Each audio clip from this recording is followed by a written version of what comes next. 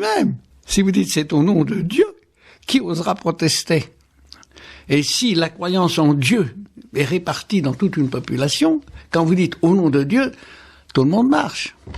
Alors ça peut arriver, ce qui est grave, en toute religion, c'est ça le virus mutant. Ben, ça peut arriver dans l'islam, ça peut arriver dans le bouddhisme lui-même, pourquoi pas? Et ça peut arriver bien sûr dans le christianisme.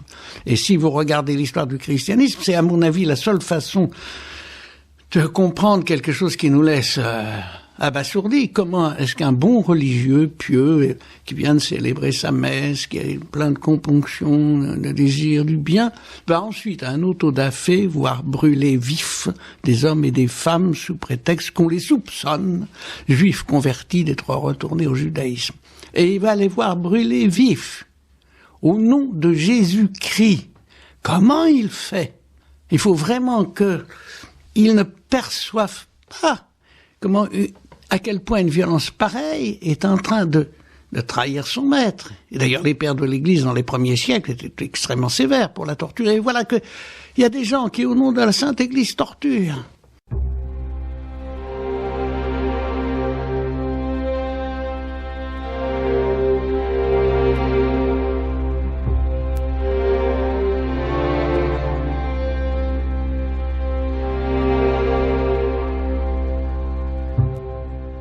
Maurice Belay, vous faites allusion à l'Inquisition. Oui. On peut parler aussi des croisades, oui. des guerres de religion. Oui. C'est du passé, ça? Ça, c'est du passé. Mais nous devons toujours être vigilants. En particulier dès que nous avons du pouvoir. Parce qu'il arrive quelquefois que les chrétiens soient tolérants, parce qu'ils peuvent pas beaucoup faire autrement. Mais dès que vous jouissez du pouvoir, la tentation est redoutable. C'est la tentation de Jésus-Christ. Au désert. Quand il est au désert, le diable lui présente pas une jolie femme, il lui dit pas voilà de l'argent. Il le tente sur 3 points. Premièrement, le pouvoir. Deuxièmement, le pouvoir. Troisièmement, le pouvoir. Et dans la mesure où la religion chrétienne peut participer au pouvoir, dans la mesure où il y a eu un empire chrétien avec Constantin, le danger devient très grand. On en est sorti quand même aujourd'hui. Il ne faut jamais en être sûr. C'est ça l'idée du virus mutant. Veillez. Veillez. Parce que si vous êtes sûr que ce processus de violence perfide est derrière nous et que donc il n'y a plus à s'en préoccuper, ça y est, vous avez déjà ouvert la porte. Et ça prendra d'autres formes. Ça prendra par exemple la forme d'un christianisme extrêmement bienveillant, extrêmement généreux, et un certain nombre de gens qui ont vécu là-dedans viendront me voir d'autres personnes pour expliquer à quel point ça a été atroce. Ça peut toujours arriver. Sous des aspects, des atours tout à fait joyeux. Ça, la violence absolue a toujours un bon aspect. C'est pour ça qu'elle est diabolique? Oui. Le diabolos, d'après Saint Jean, c'est celui qui est meurtrier, menteur au principe. Il est meurtrier et menteur dans le lieu premier, là, au principe des choses. Donc vous n'y voyez rien, vous êtes emporté dans le truc. Il y a du mensonge. Alors, vous savez, moi j'ai écrit il y a quelques années un livre que j'ai écrit avec crainte et tremblement qui s'appelle Le Dieu pervers, où je disais qu'il y a des gens aujourd'hui qui venaient me voir pour expliquer comment le Dieu amour avait été cruel et les avait détruits. Comment c'est possible? Je pense que c'est à partir de là que j'ai continué à cogiter du côté de la violence absolue. Parce que je peux parler du Dieu amour, prêcher le Dieu amour sincèrement, et que le résultat, ce soit que des gens soient pris dans des misères psychologiques, par exemple. Mais qu'est-ce que c'est que ça? Et comment on l'explique, ça? Je vais vous dire quelque chose d'extrême, il faut se méfier des explications. La manière dont la Bible en parle, c'est dans un langage qui nous paraît quand même assez archaïque. Enfin, le diabolos, le diable, le dragon de l'Apocalypse. Et il faut entendre ça, ça nous signifie au moins que si nous pouvons trouver des explications, il y en a. Nous devons nous méfier des explications elles-mêmes. Parce que si je dis, par exemple, que ce qu'a été l'horreur du système nazi et du système soviétique, c'est à quel point ils ont méconnu les droits de l'homme, il faut que je veille sur les droits de l'homme. Parce qu'au nom de la démocratie, au nom de la liberté du commerce en particulier, je me trouvais embarqué, sans le savoir, dans quelque chose qui répète la destruction.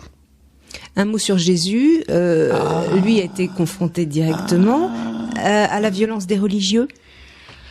Le cas de Jésus. L'image répandue de Jésus, je l'ai évoqué dans mon livre, j'ai peut-être même eu tort, j'aurais peut-être dû m'en passer. C'est une image, en tout cas chez les chrétiens, de quelqu'un de bon, de bienfaisant, de pacifique, de créateur de paix. Et même quelquefois, il est bien gentil, quoi. Mièvre. C'est pas moi qui l'ai dit. Renan parlait du doux rêveur galiléen, je me demande comment il a fait. Parce qu'il y a aussi des paroles du Christ, comme celle qui est en tête de mon livre, sont troublantes à cet égard. Je ne suis pas venu apporter la paix, mais la division est dans les familles, et dans les nations. Il apporte la guerre. Je suis venu séparer la fille de la mère. La fille de sa mère, le père de son fils. Enfin, comment est-ce qu'on peut assumer cette contradiction? Et en plus, il prêche sur la fin des temps, il énonce ce jugement final, ce jugement dernier, parce qu'on cite toujours Matthieu 25, vous savez, j'avais faim, vous m'avez donné à manger, bienheureux, venez les élus de mon Père, très bien, mais les autres, vous ne m'avez pas donné à manger au feu éternel. C'est pas gentil, ça. Comment est-ce qu'on peut comprendre cette apparente contradiction du Christ? Parce que si on n'affronte pas ça, même si c'est un peu difficile à affronter, on risque en effet d'avoir un Jésus gentil. Et je vais vous dire quelque chose d'incroyable. C'est le Jésus gentil qui est dangereux. Et pourquoi alors? Parce que c'est particulièrement là que pourra se fourrer en douce le virus mutant. Puisque Jésus est gentil, qui ne veut pas de mal, qui pardonne tout gentiment, comme ça, gentil, quoi. Mièvre, vous avez dit mièvre. On peut, sous cette étiquette, faire circuler toutes les violences insidieuses et indirectes que dénonce la psychologie. C'est un peu, si vous voulez, comme les parents qui sont gentils. Mais ils peuvent, en prétendant être toujours gentils, infliger tout ce qu'ils veulent. Tandis que des parents qui sont fermes, qui peuvent interdire, qui sont quelquefois un peu brusques, au moins on sait où on est. Alors, il faut bien que Jésus, à sa manière, participe à cette fermeté. Mais il ne faut pas se louper sur la manière, parce que là, on retrouve une autre forme de la violence.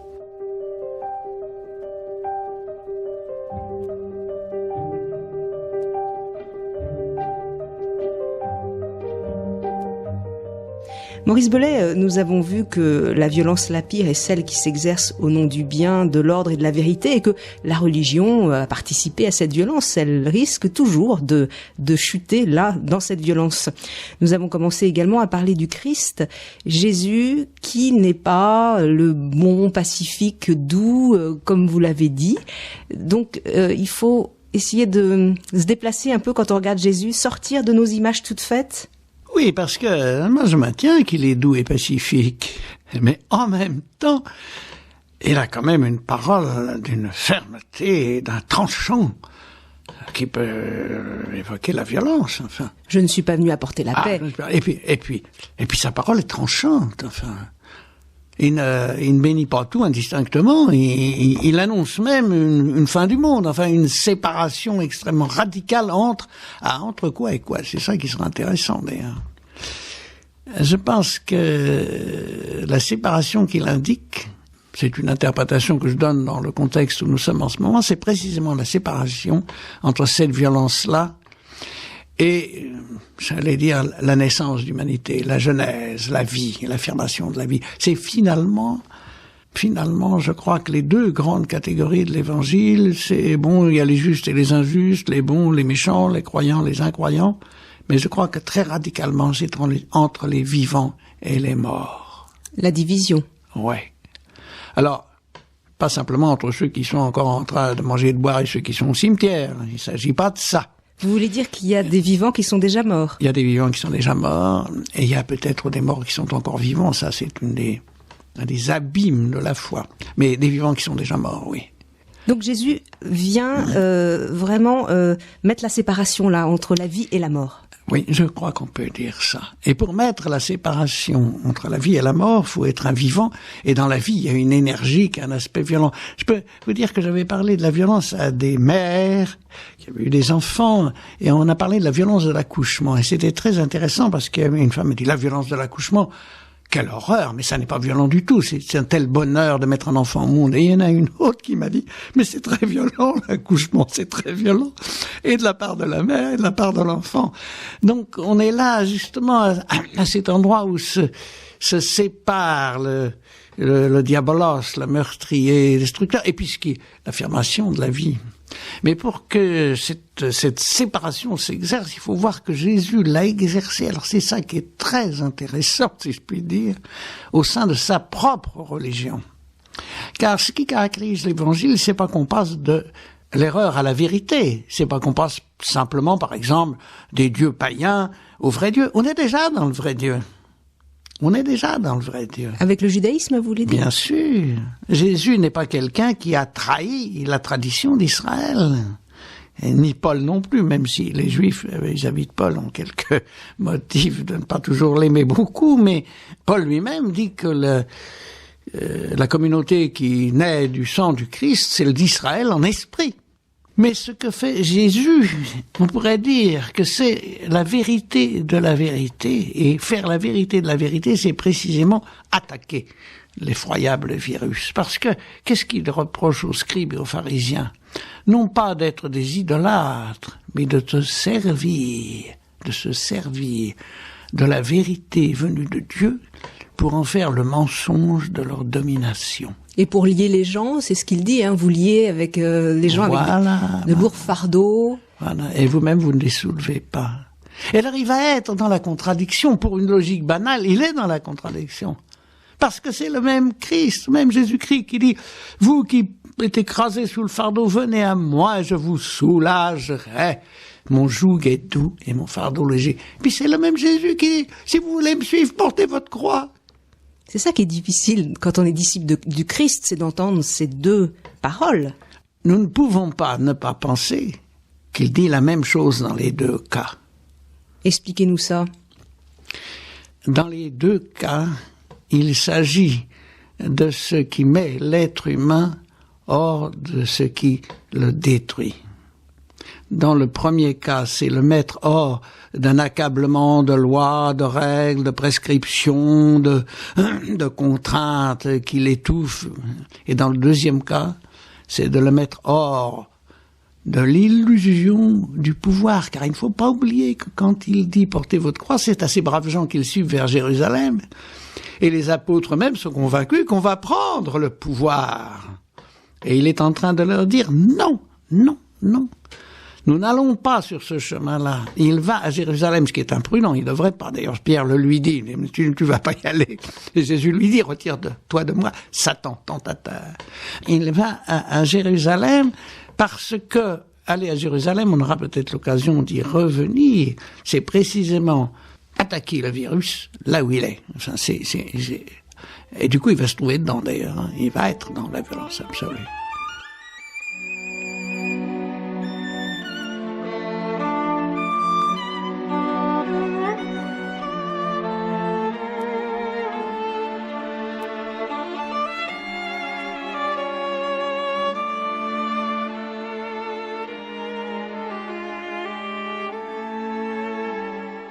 Maurice Bellet, nous parlons de Jésus et de la violence absolue. Quelle est la stratégie de Jésus pour attaquer le virus mutant, ce diabolo